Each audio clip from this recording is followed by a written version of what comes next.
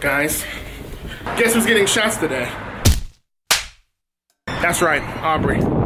Forgive the wind, just getting at a staff meeting, going over to meet my wife at the doctor's office. Aubrey's getting her shots today. You guys know how I am about shots, but I feel prepared for this one. Aubrey has already had a procedure done, so feel ready. I'm almost positive I'm late. I mean, the appointment's not until 1:30. The appointment's not until 1:30, but I'm pretty sure, if I know my wife, she's already there.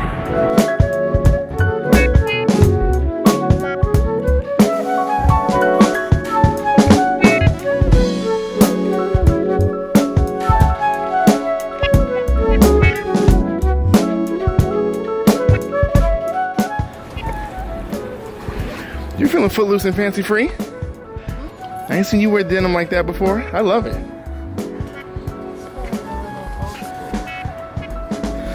You look hot.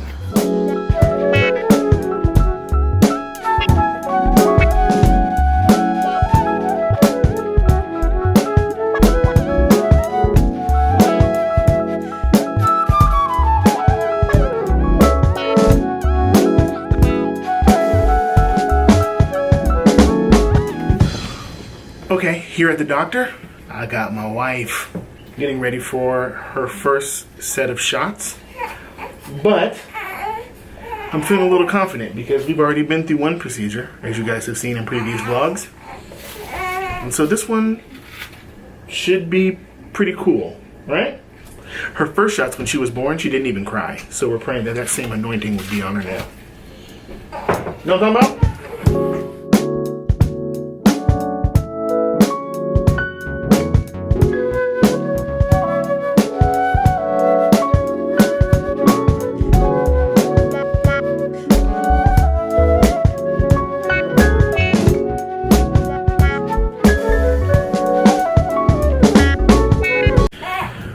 Shots are over. She did wonderful. Did great.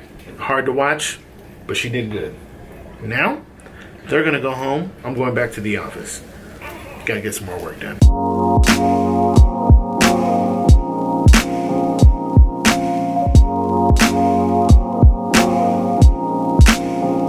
Back at the office, Donald over there. It is approximately 6:20. Church is gonna start in an hour. Yeah, I'm not playing today. Am I moderating? I actually might be moderating tonight.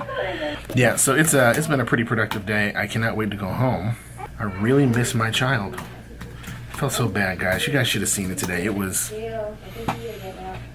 heartbreaking because she was completely cognizant of what was going on, and they stuck a needle in there, boy. Boy, did they get her. And my wife and Raven said she had every time Caleb gets his done. I'm sorry, I'm doing two things at once. Every time Caleb gets his done, she never looked. She just held him. And today I held her.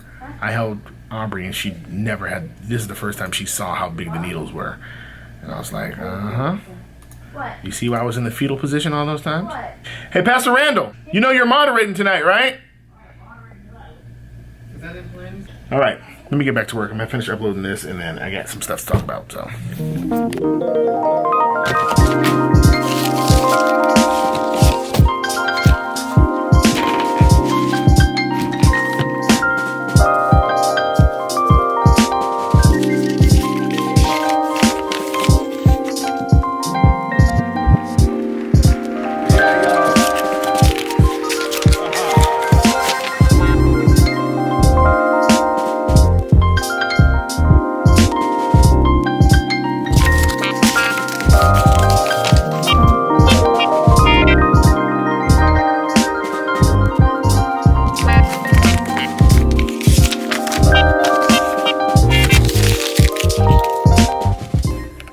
Clutter.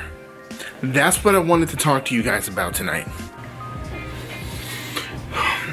You see, in life, we tend to live day by day doing our routine and doing what we want, not realizing that every day that we live, every 24 hours, we carry a little bit of the piece of the last 24 hours with us. And over time, we just began to accumulate stuff.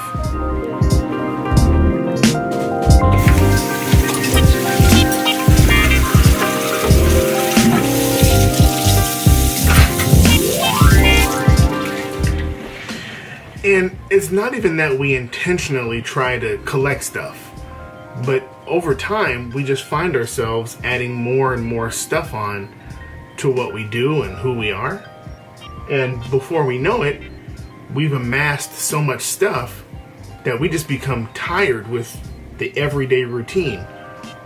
And it's not just the everyday routine that we get tired of, but we get tired of the everyday routine and constantly working and constantly getting tired, but never seemingly going anywhere. That every year we keep adding on a number to our age. We keep adding on another notch on our belt at the job, closer to retirement, but it doesn't seem like we're getting any closer to our dreams. Our lives are completely filled with clutter.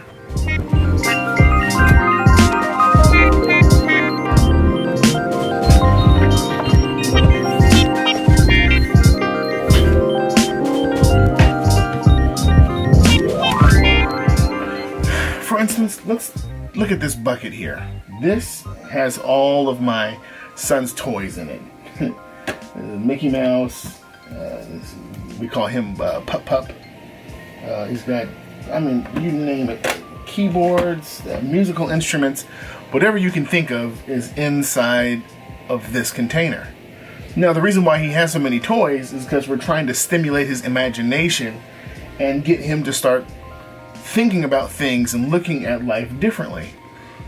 Eventually, these toys will have no value to him, nothing but a nostalgic memory of when he was growing up. He might become attached to one of these things as time progresses, and he might become attached to one of these things over time, and as he grows up, it may have some sort of sentimental value to him, but at the end of the day, when he gets older, he'll put childish things away. And he'll close this up. And maybe, possibly, hold on to it for his kids or give it away for somebody else's kids, because this will no longer hold value for him. What's strange is that who he becomes in the future can easily be shaped by what happens in this container. You see, this is the place where dreams are born. It's supposed to kickstart our thoughts, kickstart our dreams into becoming something, into becoming whatever it is God has called us. Whatever it is God has called us to be. Musical instruments in there could push him into falling in love with Miles Davis, and maybe the bear in there could cause him to become some sort of veterinarian. Who knows? But the thoughts get stimulated. And while we are supposed to put away the childish things, I think what eventually ends up happening is as time progresses, we bury our dreams on the inside of this. That instead of it being birthed out of this container, we push it back into this container. And as time progresses and we get older, we open up this chest, and it's not just toys that go in there, but all of our dreams of what we wanted to be. We put that in there. The vision of what we wanted ourselves to be, the business owner, the author, the person that we saw as a young kid, the person we imagined being an adult. As time progressed, all of the tools, all of the things that would have made us who we wanted to be, we bury it back into this clutter. And unfortunately, we know that we're called to do great things. And so instead of giving this away, we just carry this big old container everywhere we go. We carry it to our jobs that we hate going to.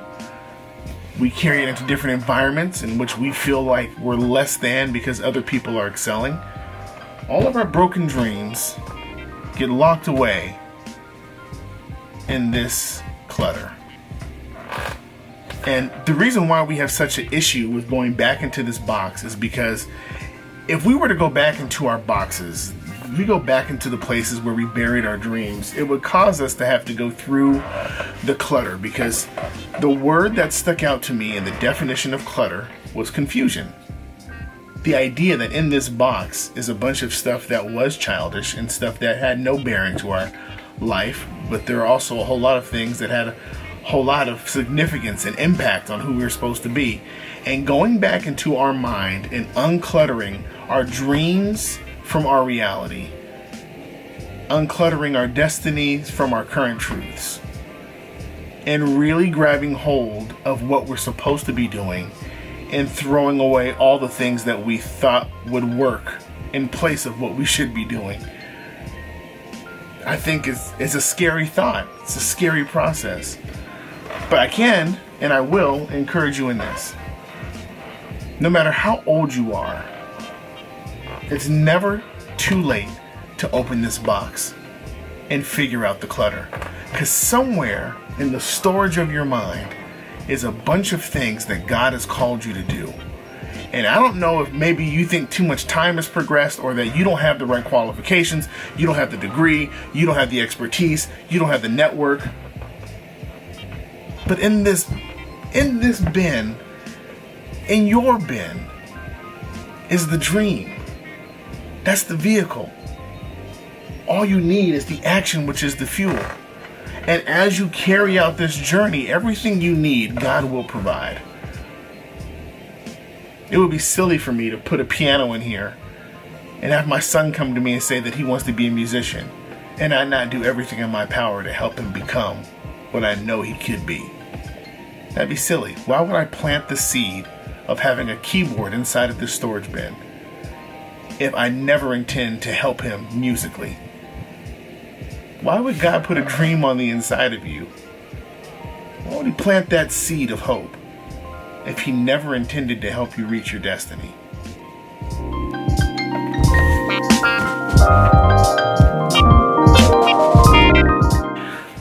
Today, I want to challenge you with one thing. I want you to go back and remind yourself of what you wanted to be when you were 12. The thing that you knew you wanted to be before you found out how much money it was going to cost to go to school, or how many credits you were going to need, or before you had kids, or before you had to work a full-time job. I want you to go back to that place where there were no worries, there was no stress, there was nothing but you and a dream. I want you to open that storage bin, and I want you to begin to remove things that do not belong there. And the things that don't belong there, I can help you with right now. Negative thoughts, all the reasons why you can't get it done, all the excuses of why you haven't got it done. All of that stuff is clutter. That's additional weight that you really don't need. What you do want to have and what you want to keep out of that bin that's inside of your mind is the purity of the dream that you had. That's it. That's all you need. That's all you need to get started, is the purity of the dream. For some reason, Jesus keeps talking about this idea of us being like children. And I think the reason why is because as long as we stay in that childhood state, we can literally accomplish anything. It's amazing how fearless children are in the early years of their life. They will walk off a staircase without looking. They'll roll off the bed without thinking about it. They'll run out into the street. They'll do a whole bunch of reckless things that we go, man, that is so dangerous. But the one thing that they do that we all wish we could have is the ability to dream in spite of. You ever hear about a kid who wants to become a doctor because they saw a doctor on TV, and in the back of your mind you're going, it's medical school and a whole lot of bills, you have to do a residency. You'll probably never see that dream come true until you're 30, 35. It's not worth it. Maybe you've said this. Somebody came to you and said, hey, I think I want to do music. And in the back of your mind, you start thinking of like the fact that the industry is saturated with musicians and singers and actors and all of these things. And while you believe in that person, the back of your mind, you're going, they probably won't make it. That voice that causes us to think those things, that voice that causes us to say those things, is the echoes of our own broken expectations of ourselves. That we too had a dream, and because ours didn't work out, a lot of times our negativity will spread towards the perspective in others. And before you know it, we'll be giving advice to people, telling them not to pursue something because we never pursued it. But imagine how much your life would change and how much the lives around you would change if you would just take a step of faith and pursue your dream. I dare you to unclutter all of that stuff and move forward. Do it. If you know you have to go back to school, enroll in a class. It's the first step.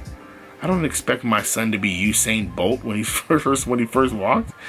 I expected him to be a kid trying to learn how to take his first step. I would have been really scared if my son never attempted to take a step and he was 16, 17 years old, still expecting me to carry him around. God looks at you the same way. He knows that when you attempt to pursue the destiny, that you're going to trip, you're going to fall, you're going to have some mishaps, some scrapes. But what he doesn't want to see is a Christian who said they've been walking with him for years and they never got out the boat. Scary thought, man. Get ready to go work out and work on this flabby temple that I'm getting ready to get in shape. So hope I encourage somebody today, man. Get rid of the clutter in your life. I can't express that enough. And while you're doing that, just remind yourself that in everything you do, keep God numero uno. I love you guys. Unclutter your life. I'm out.